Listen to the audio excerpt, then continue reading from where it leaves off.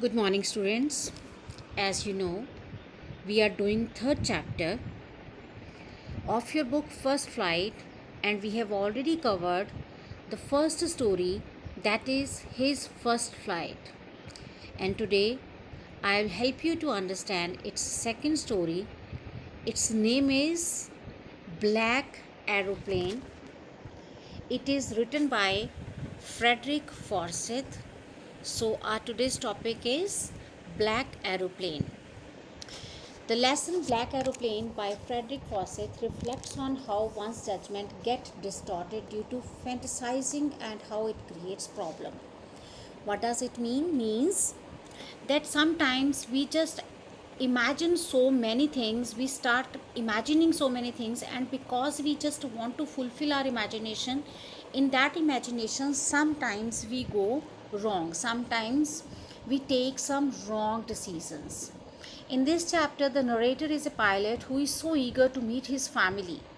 So here in this chapter, the story deals with a pilot who is so excited to reach to his family and to have a good breakfast that he takes the wrong decision of facing the storm instead of doing the right thing. This we will discover how he took the wrong decision in what was the right thing for him at that time. So we will discover all this while reading the chapter.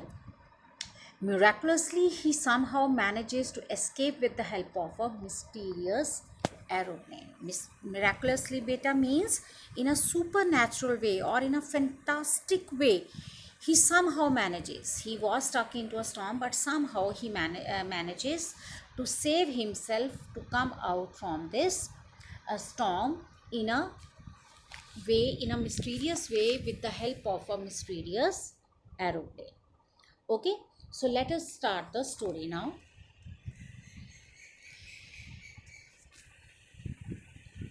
The moon was coming up in the east behind me, and stars were shining in the sky above me. There wasn't a cloud in the sky. I was happy to be alone high up above the sleeping countryside. I was flying my old Dakota aeroplane over France back to England. I was dreaming of my holiday and looking forward to being with my family. I looked at my watch, 1:30 in the morning. So students, in the first paragraph, what the uh, pilot is telling us, narrator is telling us, the moon was coming up in the east behind me. So moon was at his back and it was night time, because he has written stars were shining in the clear sky above me. Clear sky means there is no spot of any cloud. There wasn't cloud in the sky. I was happy to be alone high up above the sleeping countryside. Now why sleeping countryside, students? Because he has mentioned that it was dark, it was night time, and the time when the people are generally sleeping. I was flying my old Dakota aeroplane. Dakota is what, beta? It is a type of a plane, and over France back to England. That means he was uh, flying over France and he was reaching back to England. That means he has to reach to England where he has his family. I was dreaming of my holiday and looking forward to being with my family. When we are not staying with our family because of some reasons, can it be our job, it can be our study purpose. So when we are away from our family, no, we become more excited, we become more attached to be united with them. So he was very excited, he was very happy, as he was just dreaming of his holiday, since he has completed his task whatever he was given. So now he was moving to his hometown. So that's why he was very excited and dreaming for his holiday to spend with his family. I looked at my watch, 1:30 in the morning. Students, you saw at second third line they have mentioned sleeping countryside. Now the point is clear. The time they have mentioned is 1:30 in the morning. So naturally at that time almost all the people are sleeping, right? That's why he has mentioned sleeping countryside. So here I shall call Paris control soon, I thought. I shall call Paris control soon. Why? Because he has reached the sky limits of France. So he thought to call to the next station. So I should call Paris control soon because he has already covered the area which was under the France. Now he has reached under the Paris control area. So he thought to call to the Paris control. As I looked down past the nose of the aeroplane, I saw the lights of a big city in front of me. Here he has tried to explain while sitting or while flying a plane, he looked down, and from there he has mentioned, I saw the lights of a big city. I looked down past the nose of the aeroplane, means this is he has tried to look describe that when he looked down first what he saw and afterwards what he saw a big city in front of me. I switched on the radio and said, Paris control, Dakota DS 088 here. So 088 here, DS is his code number. Like all the vehicles, when we are driving on the road, they also are given some numbers for their identification. Similarly, his aeroplane also has a number, that is DS 088, and Dakota is the type of his aeroplane. So he said, I switched on the radio and said, Paris control, Dakota DS 088 here. Can you hear me? So as some like we are not communicating the people who are just before us, so they just have to confirm whether the other persons are getting the signals. So that's why he's saying, can you hear me? I am on my way to England. Over. So over, what does it mean?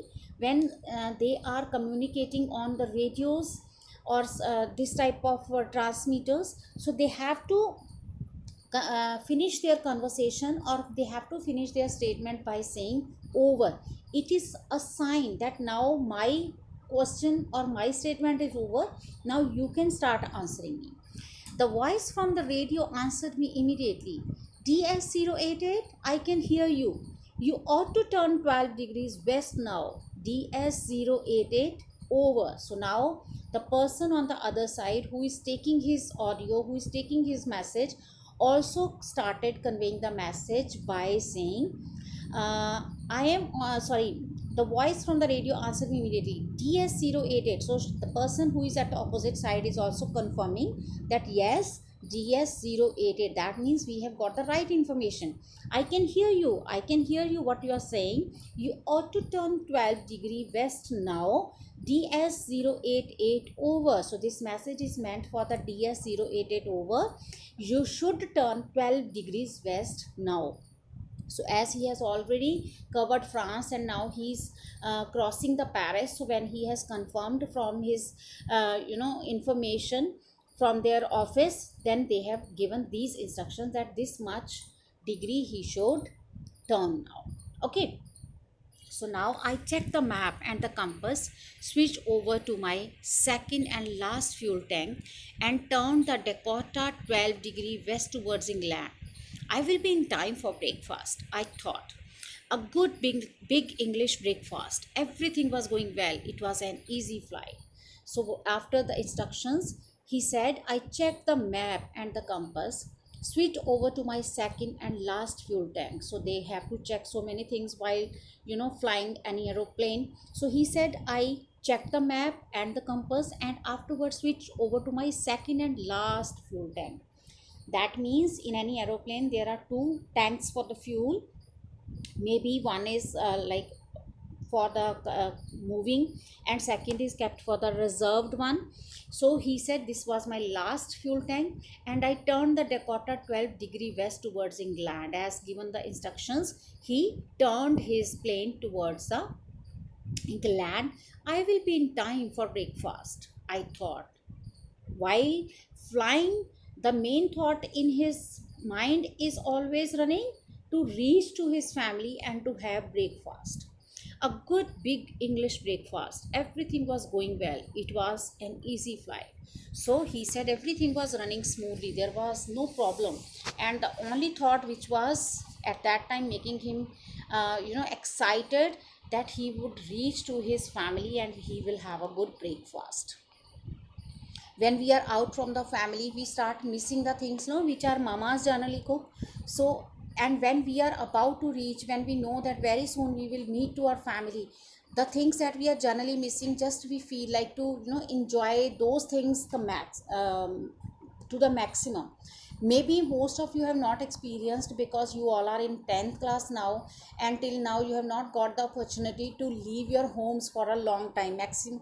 If I have to count, I think some of you have gone to the tours, that too, like in tours, so we just feel like, that the life is beautiful and there is nothing to be missed of the home.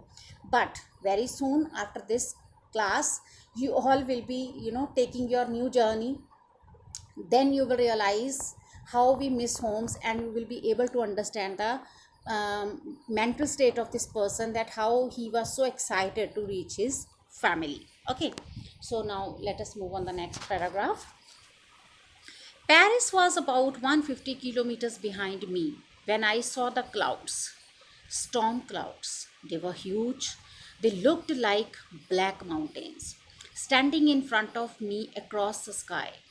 I knew I could not fly up and over them, and I did not have enough fuel to fly around them.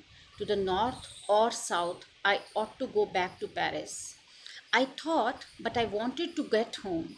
I wanted that breakfast. I will take the risk, I thought, and flew that old Dakota straight into the storm.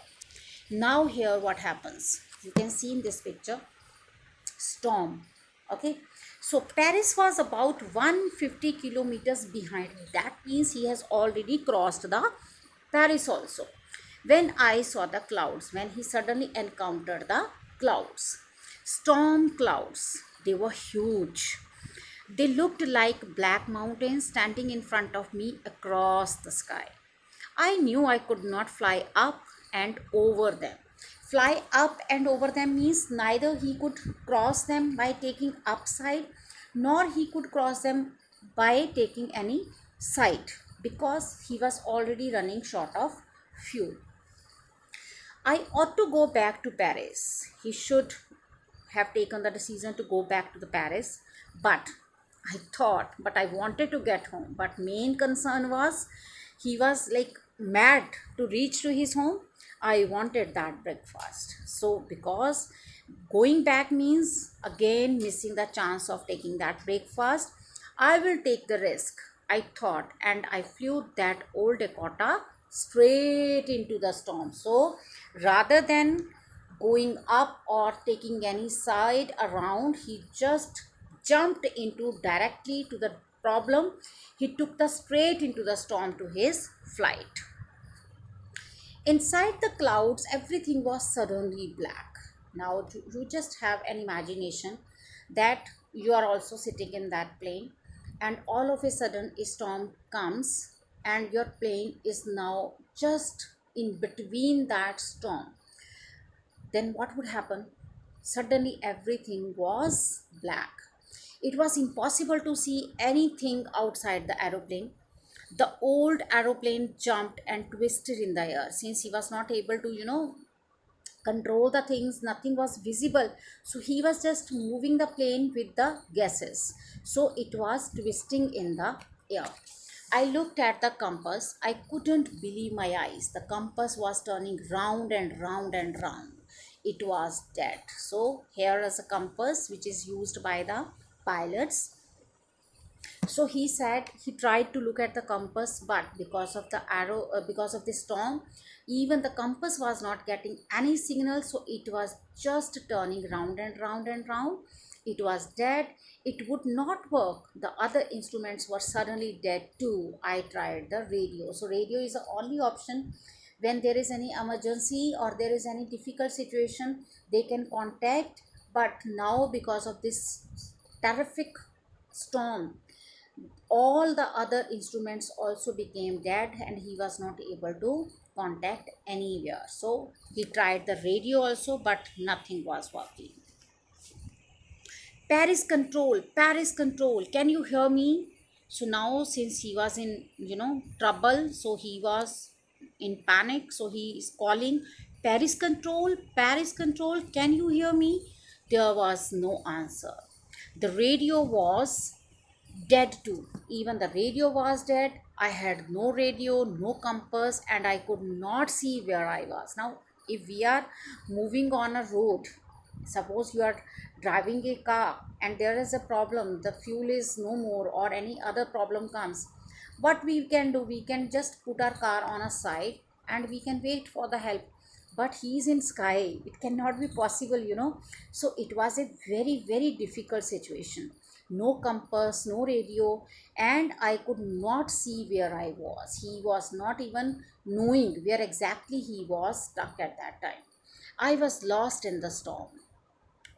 Then, in the black clouds quite near me, I saw another aeroplane. It had no lights on its wings, but I could see it flying next to me through the storm. I could see the pilot's face turned towards me. Here, beta, you can see from here, this is the person who was sitting in this sudden mysterious aeroplane. So I saw another plane. It had no lights on its wings, but I could see it flying next to me through the storm. I could see the pilot's face turn towards me. I was very glad to see. Naturally, when we are in difficult time, when there is no other help available, all of a sudden we see someone, that person we can expect to help also, that this person would definitely help us. We will be glad, obviously, right? So I was very glad to see another person. He lifted one hand and waved, so that means a sign of help. Follow me, he was saying. Follow me. He knows that I am lost. I thought he's trying to help me. So, naturally, when we are in trouble, rather than, asking so many other questions to ourselves, if somebody is there to help us, we just start believing that person. We just start trusting that person. And he was trying to help him. He turned his aeroplane slowly to the north in front of my Dakota so that it would be easier for me to follow him. I was very happy to go behind the strange aeroplane like an obedient child. He turned his aeroplane slowly to the north in front of me, Dakota. So, just like the way he was flying his aeroplane, just in front of him, he started his own aeroplane so that it would be easier for me to follow him. So means he started in this way, like if our we lost any way, or if our any problem comes on the way to the road, then the person who is helping will definitely move further, right? Similarly, this person also put his flight, or put his aeroplane at the front and told him to follow him. I was very happy to go behind the strange aeroplane like an obedient child. Now, why here they have mentioned obedient child? Because he was not in the situation to raise objections or to think about the other reasons. Here he is helpless, and the only option with him was to just follow the instructions or follow the way the other person was showing. So he behaved like an obedient child. After half an hour, the strange black aeroplane was still there in front of me in the clouds. Now there was only enough fuel in the old Dakota's last tank to fly for 5 or 10 minutes before. So, as he has already mentioned that he was running short of fuel, and when he checked again, he realized that there is no other scope. There is just maximum that he would be able to work with this fuel for 5 to 10 minutes. I was starting to feel frightened again. Now, just because he was in trouble of the storm, and there is a problem of the fuel also. So as soon as he was just thinking to come out of this problem of storm, suddenly again this tension of fuel also brought him into tension. But then he started to go down and followed through the storm. Suddenly, I came out of the clouds and saw two long straight lines of light in front of me. Two straight lines in front of me, students. You can see here in this picture how that these two lights are shown. No, in this picture, that suddenly what he found, what he discovered, that suddenly I came out of the clouds and saw two long straight lines of light in front of me. It was a runway, an airport. I was safe. Turned to look for my friend in the black aeroplane, but the sky was empty. There was nothing there. The black aeroplane was gone. I could not see it anywhere. All of a sudden, when he reached to the airport or to the runway, he just wanted to thanks, or he just wanted to see that person who had helped him all the way. But what he realized, there was nothing. The black aeroplane was gone. I could not see it anywhere. I landed and was not sorry to walk away from the old Dakota near the control tower.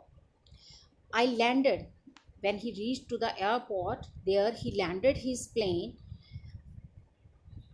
I landed and was not sorry to walk away. Was not sorry to walk away means here, like when we are driving any car, we just, stop anywhere, that is okay. But here he is at the airport, and they have certain rules and regulations to follow. They cannot leave their aeroplanes unattended. But he said, I landed and was not sorry to walk away from the old Dakota near the control tower, because he has come after such a difficult situation. So he was not sorry, because his main purpose was something else.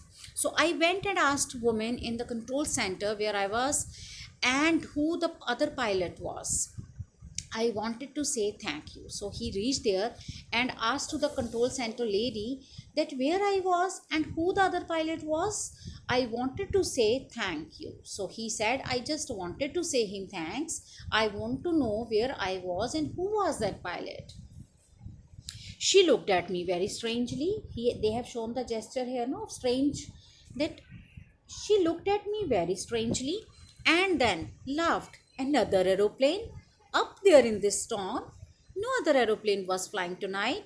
Yours was the only one I could see on the radar. So, who helped me to arrive there safely without a compass or a radio and without any more fuel in my tanks? Who was the pilot on the strange black aeroplane flying in the storm without lights? There was no answer. So when he reached to the this airport, there he reached and he asked to that lady who was there to help, that who was this person who had helped me, or who was a pilot who had helped me, and where I was stuck, I want to know. I just want to convey my thanks to that person. The lady very strangely answered that there was no other plane flying today or tonight. It was stormy night and she could see only his plane to the radar. So it was a strange that there was no other person who was actually helping. So in this way, in a mysterious way, the story is finished. Okay, students. So what you can conclude from this ending, that actually there was nothing.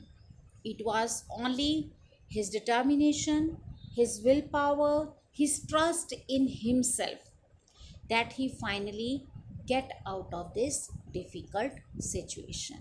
I hope the chapter is clear to you. If there is still any doubt, you can ask me.